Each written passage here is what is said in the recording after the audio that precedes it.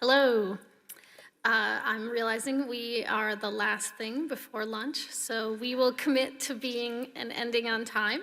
And I can give you a little preview.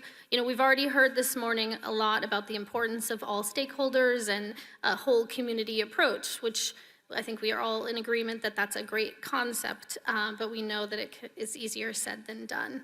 And a lot of the conversations have really been about coordination between government agencies. The discussion that's going to be happening now is really looking at how to get community engagement. And so we're going to kick things off with introductions. I'm going to give each panelist a minute or two to have a chance to give themselves, to give you an idea of their background, their experience in their communities and their organizations. And then I'm going to pose a few questions that we're going to have whoever is inspired to respond, and then we'll leave a few minutes at the end as well for some audience questions. So I will hand it off to Nick, because you're first. Sure, absolutely. So Nick Bound-Crawford, I'm another resident, born native of Humboldt County, so right up there on the Redwood Coast. So I run Humboldt Made, which is an economic development nonprofit, and we've started focusing on the intersection of disaster and economic development. And then I'm the current lead of our COAD, which is Community Organizations Active in Disaster, also a VOAD. We just decided to go with the C to keep it weird because we're in Humboldt. And then I'm also the founding chair of our county's first long-term recovery group in response to the December 20th, 2022 earthquake that happened in Rio Del. Hello. Oh, she is loud. Hi, everyone. Good afternoon. Buenas tardes. Mi nombre es Genevieve Flores Haro. My name is Genevieve Flores Haro. I'm the Associate Director for the Mixteco Indígena Community Organizing Project, or MICOP for short. We are a nonprofit that serves the indigenous migrant community here in California's Central Coast with offices in Ventura County, Santa Barbara County, and San Luis Obispo County. A lot of folks might not realize, but Mexico is home to over 68 different indigenous nations. They all speak their own indigenous languages, they have their own culture, and here in the state of California, about 170,000 indigenous migrants call the state home. So part of the work that we do is around direct assistance, direct services. We have 19 different programs, including a radio station. We do community organizing for farm workers. 60% of California's farm workers are indigenous, and so if you had fruit or vegetables today, there's a 50-50 chance that an indigenous person picked that for you. Part of why I'm here is the work that my organization did around the Thomas Fire, both during the Thomas Fire here in Ventura County and then the long-term recovery, both in direct assistance to impacted, undocumented indigenous immigrant community members, as well as at a policy level. And I'm also one of the co-founders of the 805 UndocuFund, which provided direct relief and assistance to undocumented folks. And so it's a pleasure to be here, and I'm excited for the conversation. Thank you. Hello, everyone. I'm John Cooper Jr. First thing I want to do is offer an official howdy from Chief Nimkid, the Chief of Emergency Management in Texas, and my friend Al Davis, who's the Chief of the Forest Service in Texas. The Forest Service is the lead agency for dealing with wildfires and forest stewardship and that kind of stuff. And I don't normally say howdy, but howdy is the official greeting for Texas A&M University, so I feel like in my official capacity. Ordinarily, I'd say, what's up, y'all? Something like that. And by way of introduction, I want to say a couple things that are not included in my bio in the materials you got. The first thing is that I am the son of a retired emergency medical technician who was a combat medic in Vietnam, so I was introduced to the incident command system early in life.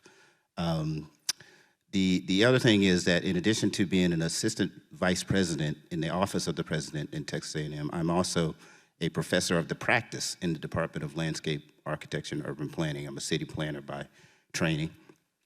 One of the programs that's a part of my portfolio is called Texas Target Communities. We provide planning assistance to mostly rural communities, but sometimes neighborhoods within urban places that don't have access to planners. They may not have the resources to hire consultants. We're kind of the planner of last resort. We are an award-winning program. We've been recognized by the National American Planning Association for our excellence in community engagement work, recognized multiple times by the state chapter of the American Planning Association for our work. The other thing is that while I was working on my PhD at UNC Chapel Hill, I took some time off to work with the North Carolina Division of Emergency Management. I was the HMGP grant coordinator, so I was responsible for making sure that the grants were developed and submitted to FEMA. We did all the benefit cost analysis and that kind of stuff.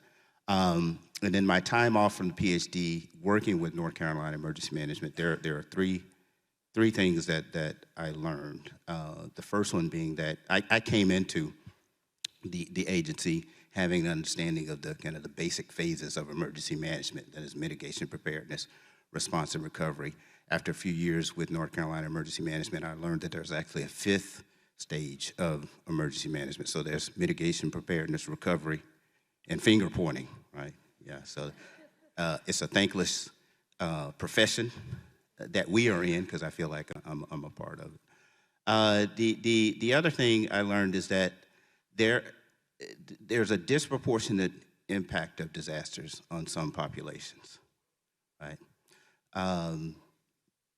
By no fault of their own. They might live in marginalized areas and marginalized housing, right? They may not have the savings or the wherewithal to escape harm's way. And so they have the hardest time preparing for, surviving, and recovering for disasters. They need the most help after disasters. And my colleagues, Nick and Genevieve, will say more about what that means. And so I don't want to step on their toes. But then there's another thing that I think I'm going to save for when Ann asks a question about it. Excellent. My background is as a social scientist working with funders and social entrepreneurs and communities on really how to strengthen social capital and connectivity to address wicked problems and bring about social change. And so we see that as really a vital ingredient here in creating resilient communities. And so that's really the jumping off point for our conversation. And I'm going to start things by asking you all about what does an inclusive and equitable planning process or recovery look like in practice? And if you want to give some examples and explain what the importance is. Yeah, for sure. So our region is pretty rural. I think, I'm trying not to repeat a lot of things that Jana brought up earlier, but when, we realized several years ago the need for this deeper community involvement, which is where our COAD came from. And because we are kind of out there, we have 3 access points in total to our whole area, and we have very few resources that are stationed up there, and very few personnel to actually respond to these incidents when they come up.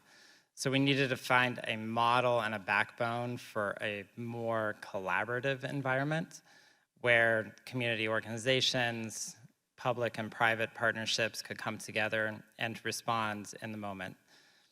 So that's where COAD came from. And when the earthquake happened, we were just kind of in its just launching period. So we hadn't really actively responded to anything. The Rio Dell earthquake, 6.4 earthquake, the acceleration of that earthquake was amongst the top 5 ever recorded accelerations at about equivalent to 1.8 G forces. And when it struck, the city of Rio Dell, which is one of the more disenfranchised cities in our area, the home values in that town are so low that they didn't meet the federal threshold and to claim a federal disaster. So that meant that recovery then also was reliant on this community backbone of support. So currently right now, our long-term recovery group is overseeing over 320 different construction projects. We are also supporting the city on rebuilding and funding its water systems. And this is all being driven primarily by philanthropic funding and fundraising from our own internal organization. So when we really think about what the need is for more like inclusivity And equity, we look at that from like a rural perspective where we are. And there's really not enough language that's written into these multi-agency policies on how, and their playbooks on how they respond to these events. A lot of them are geared towards the larger population centers, as they should, because that's where the most human life lives. But then that does leave out these smaller, more rural and isolated communities. Thanks. Genevieve, do you have anything to add? Yeah, I think if I had to add, and I saw there are money people here, and I heard billions of dollars. So I would even go so far as to say when you're even planning for your planning process to be inclusive of language, right? And in a way that's intentional and in a way that is not just tokenizing or checking off a box. I've been in spaces where they said, oh, we had our community engagement event and nobody came, or it was all in English, we didn't have any Spanish speakers. And then I ask, well, what time of day did you have it?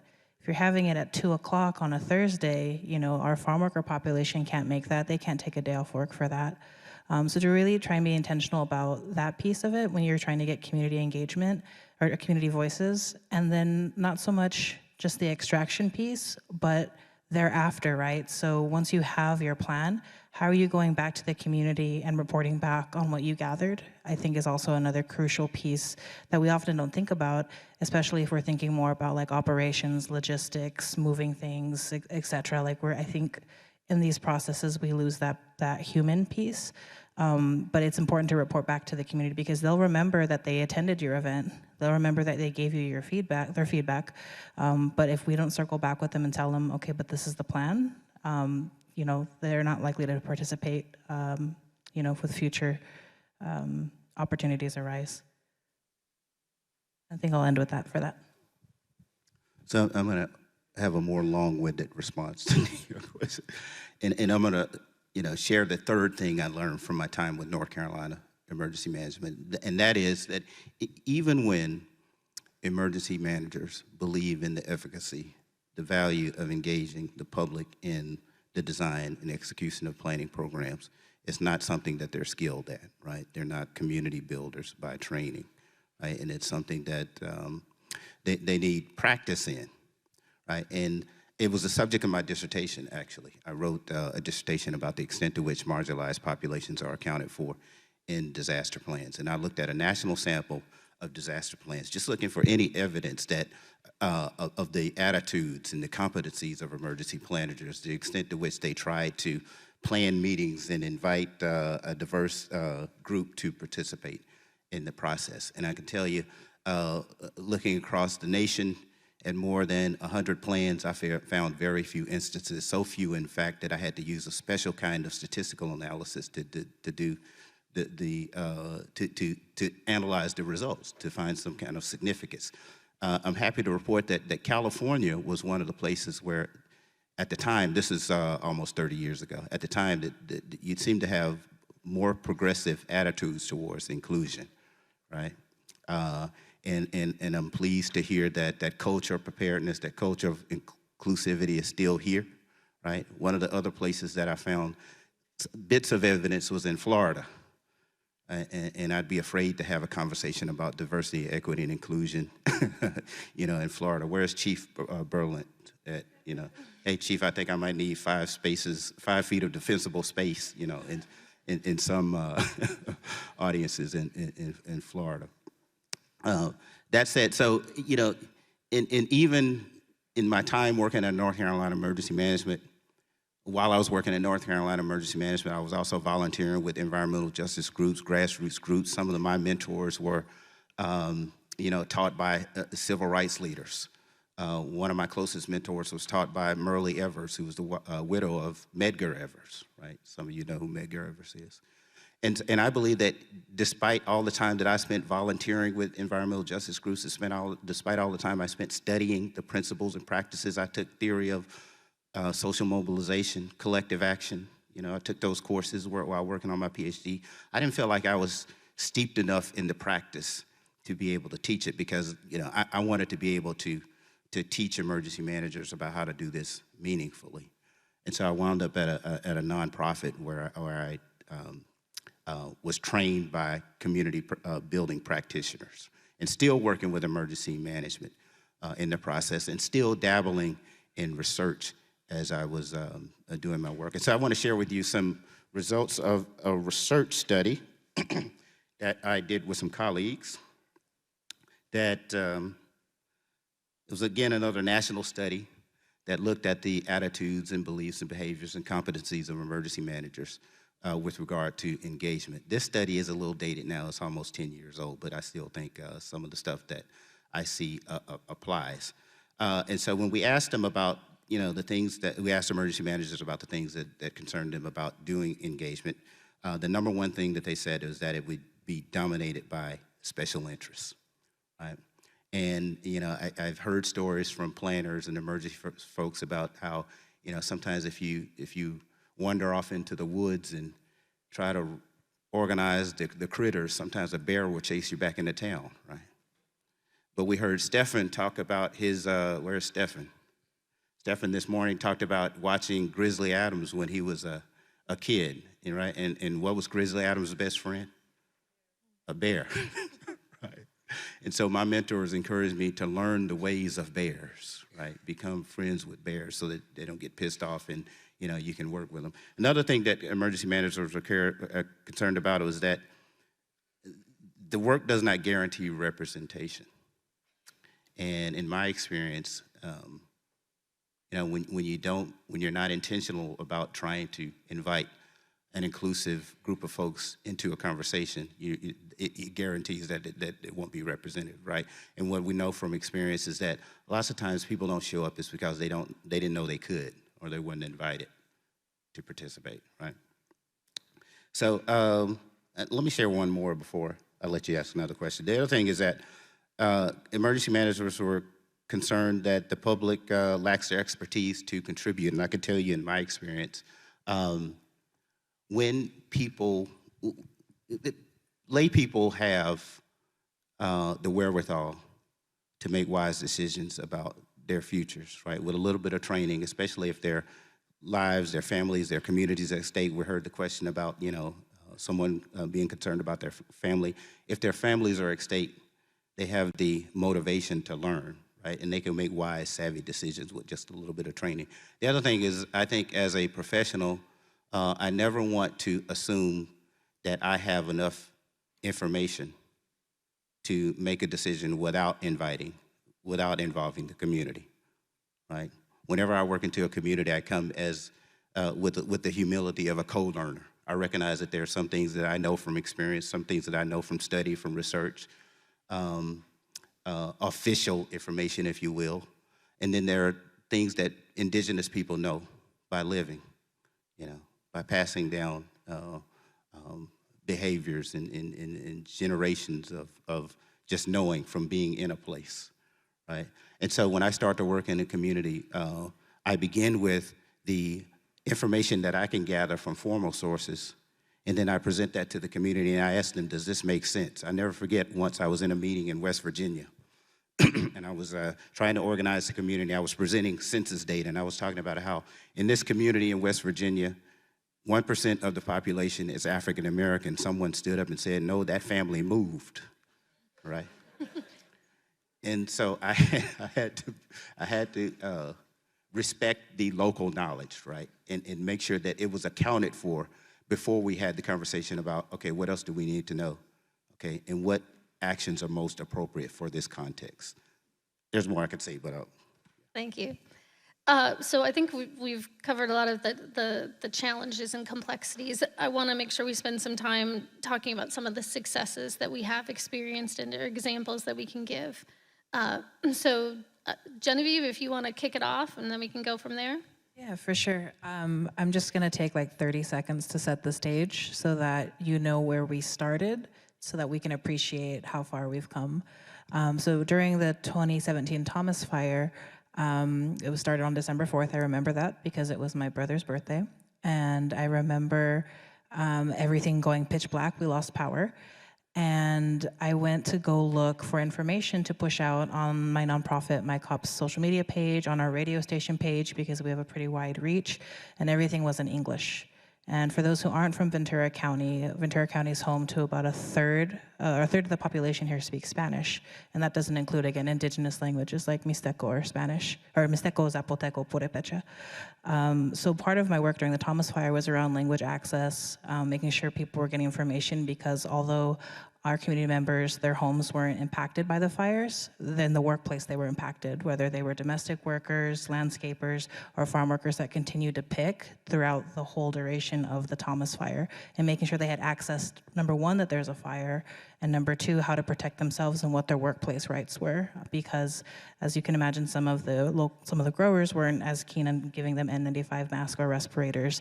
And there's this really delicate line of, do we send them home and they don't get paid, or do we keep working? Ventura County is home to a $2 billion agriculture industry, and during the Thomas Fire, they doubled their efforts to pick the crops, because as you can imagine, the smoke and the ash were damaging strawberries, resulting in millions of dollars of loss of crops.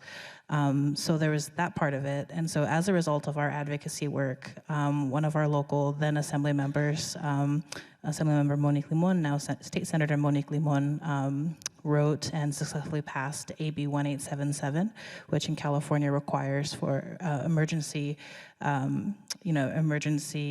alerts to go out in threshold languages across the state. And so we call that a win. At the time in Ventura County, we didn't have a bilingual public information officer. Now we do. And so in subsequent fires, and even throughout the COVID-19 pandemic, we've seen how important that is to get that information both in English, in Spanish, and in indigenous languages. There was another bill that passed from one of our local state senators, State Senator Hannah Beth Jackson, and that was SB 160, and it requires cultural competency in emergency planning here in the state of California. So that's another one. So as each county by county is updating their plans, they're required to have this cultural competency language access piece. And during COVID, one thing that was piloted and eventually launched is a text message system. So they started this text message system, and I'm going to butcher the acronym, so I'm sorry if you're here. The Ventura County Air Pollution Control District worked in tandem with nonprofits like MyCop, nonprofits like CAWFC, to launch this text message system, at first in English and Spanish. And I will give you the number in case you want to see. 1 second. My team made sure I had flyers. So you can text 855-522-0034. You can text the word humo, which is smoke in Spanish, that's HUMO, and you will be automatically enrolled in this text message system that will push out when the air quality is bad in Spanish, in Mixteco, Zapoteco, and Purepecha. And for the indigenous languages, you get hyperlinks to videos. And so because our languages are oral, you just click the video and then you get in-time information about air quality. And I think that also speaks to the power of collaboration. So we're really grateful to continue to do that work. We officially launched that system in indigenous languages September of last year. And since September of last year, we've enrolled, it's gone from 200 people who are enrolled to about 1,300 people that are enrolled. So community wants this information, they're interested, they're engaged.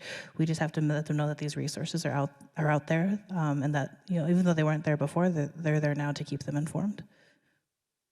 That's great. I think it's a great example of moving from a really reactive situation to then proactively working together to create something that is helping people in advance.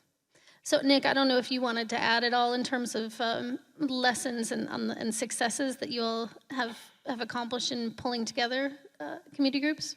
Yeah, for sure. So when COED started, there was just a couple organizations, mainly our local community foundation and a few others.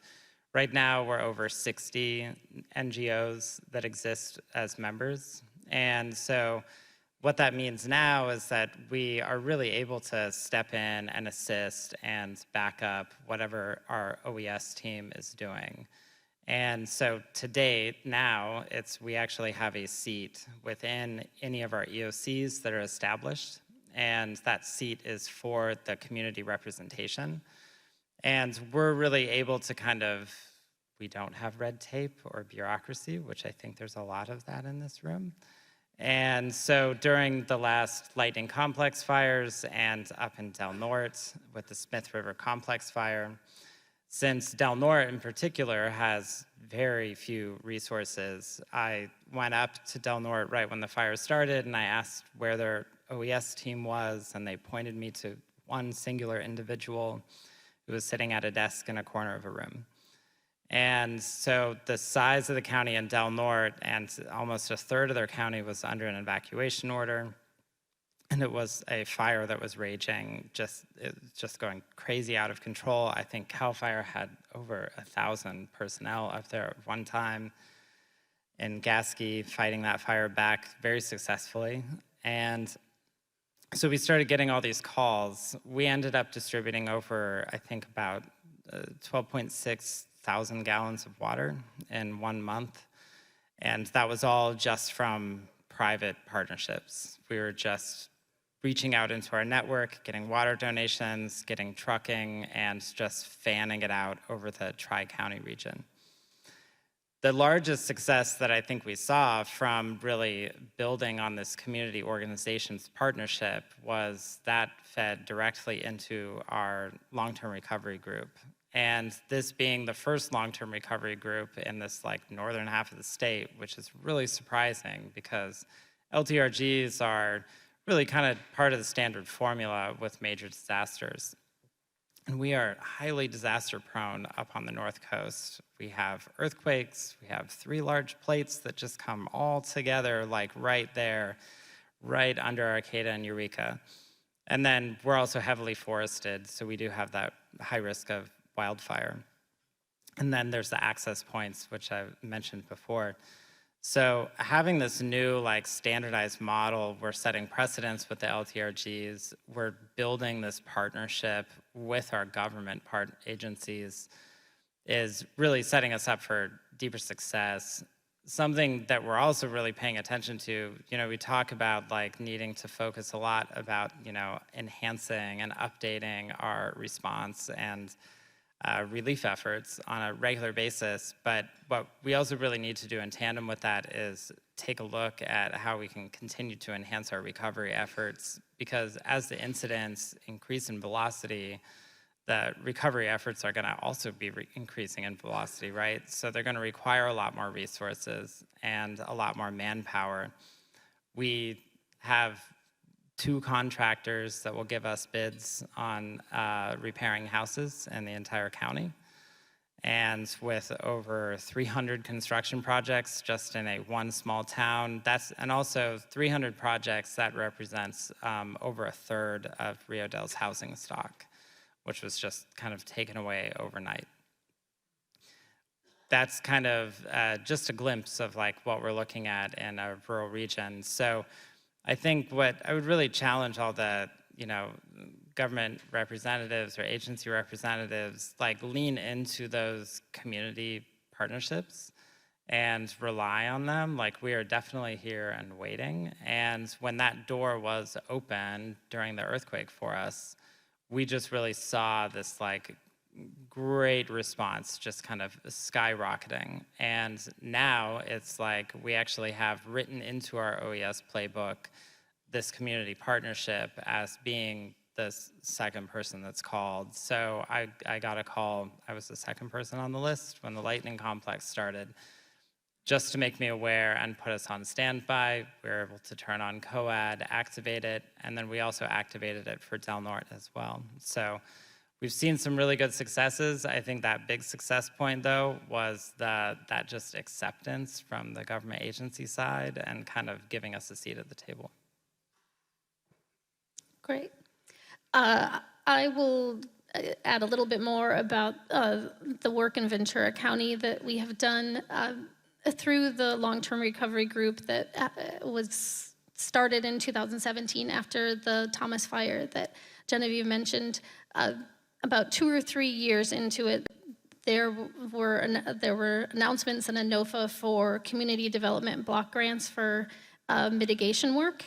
And so that was something that through the long-term recovery group, we had started thinking about how can we take the trust building that we had done and the real relationships and the lessons we've learned and thinking more about preparedness and mitigation.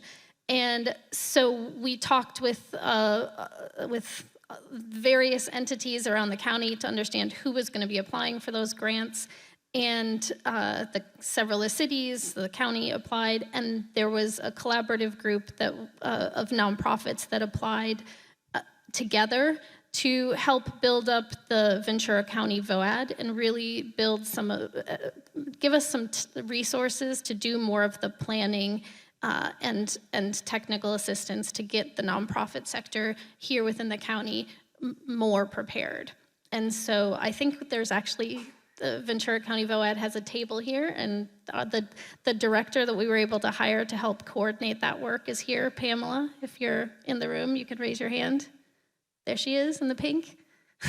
So you can learn more about that, and I want to just, for those of the people who are in the room that were a part of pulling that grant together, it brought over $700,000 over 2 years to this region to help work on that, specifically for this nonprofit sector.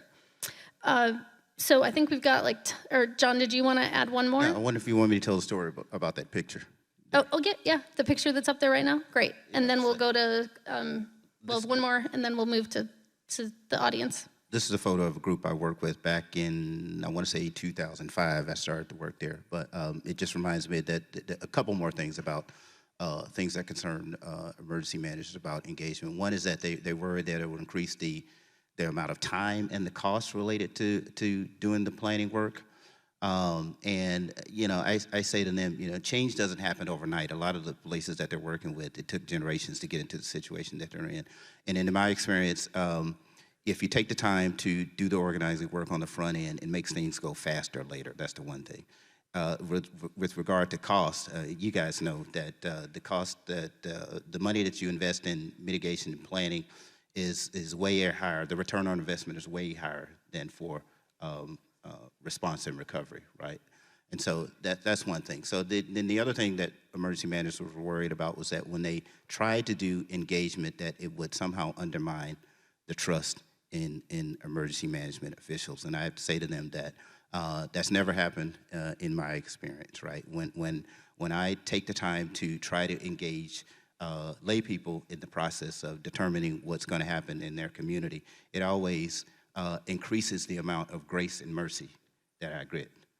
On the other hand, lack of transparency is what increases, it builds trust, right? And so, so that's the other thing. And I say to them that, if you take the time to build a cadre of people in the community who understand what you're doing and show up to the meetings, if you invite them into the decision-making process, then I understand that the job is one that's thankless, right? Emergency management, disaster planning doesn't have, typically outside of California, I'm gonna say, it doesn't have a constituency, right? Because people don't think it'll happen, they don't plan for it.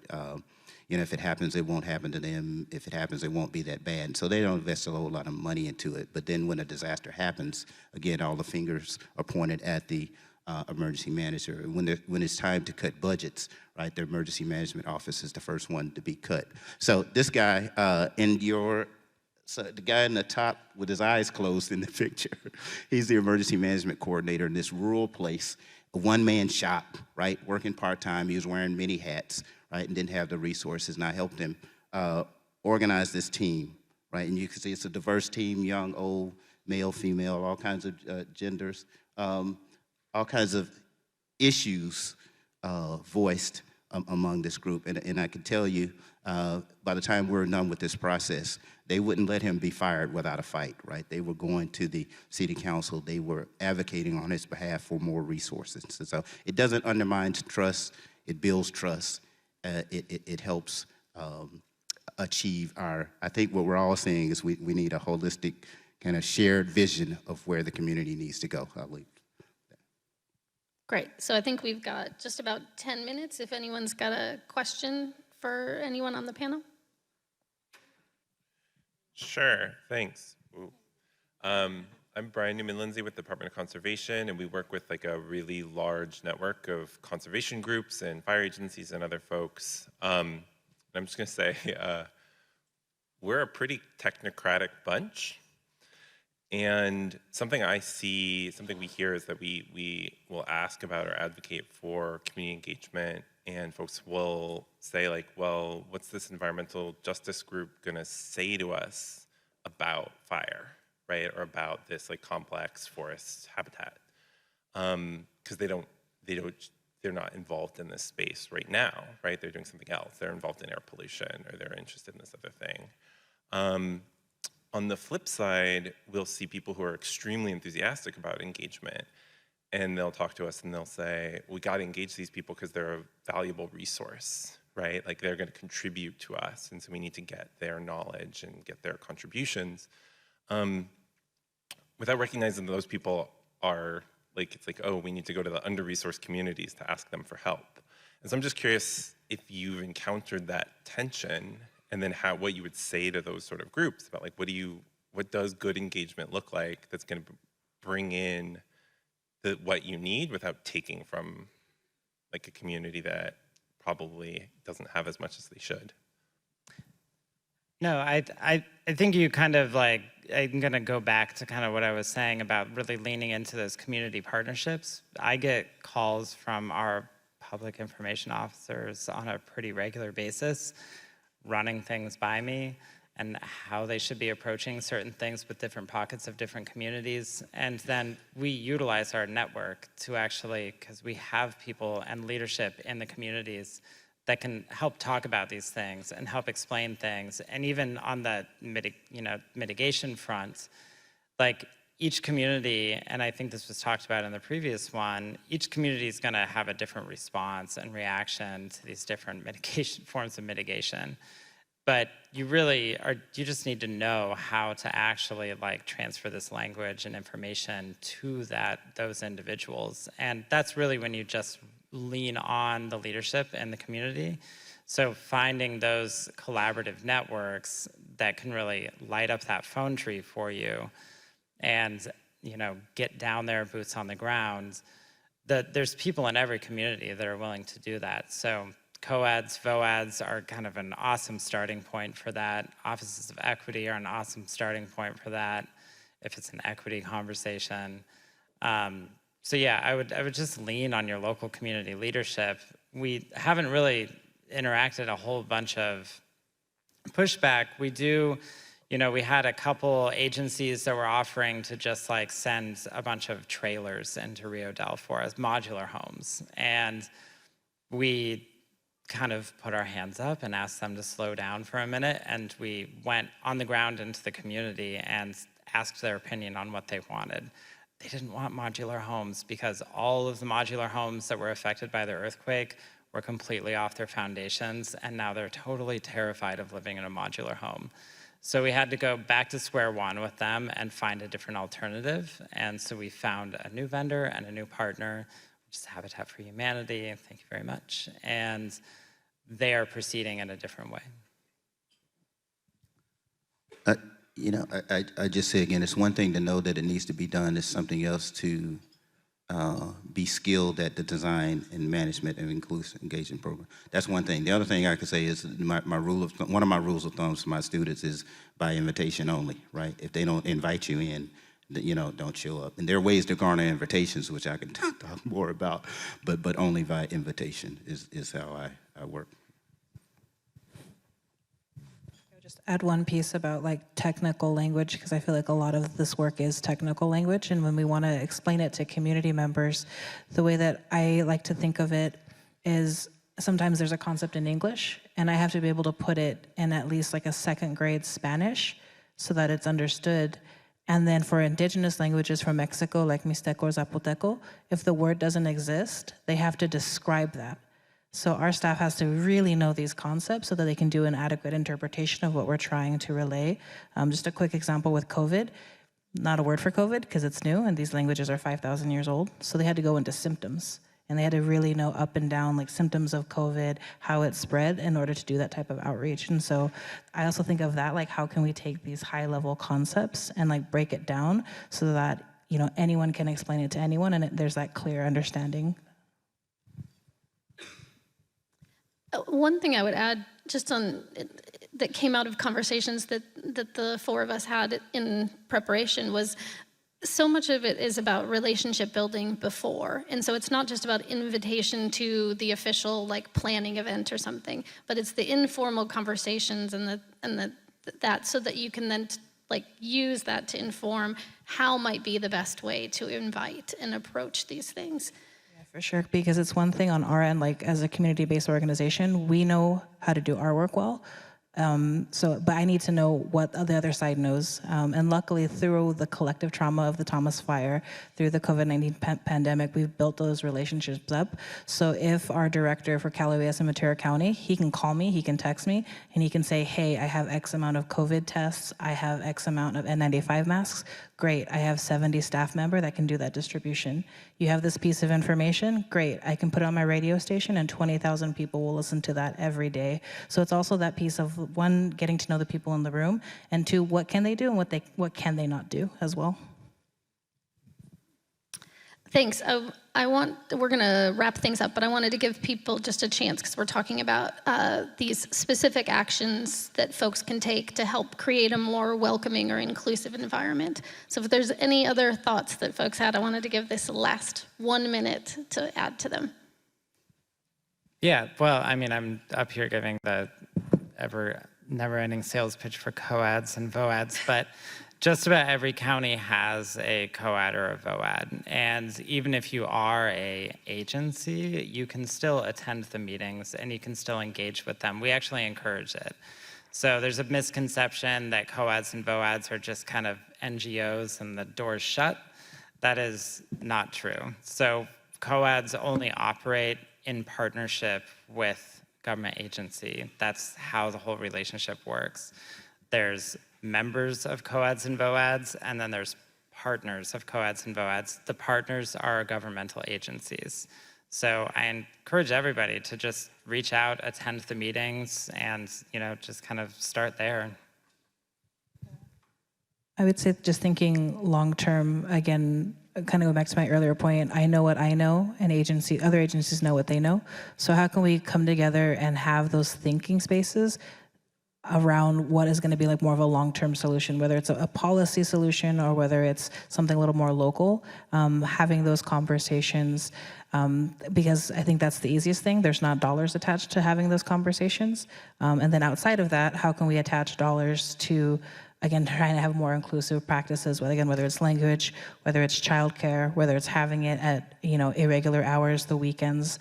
I think those are things for us to consider as far as being inclusive and trying to have community voices as part of the conversation.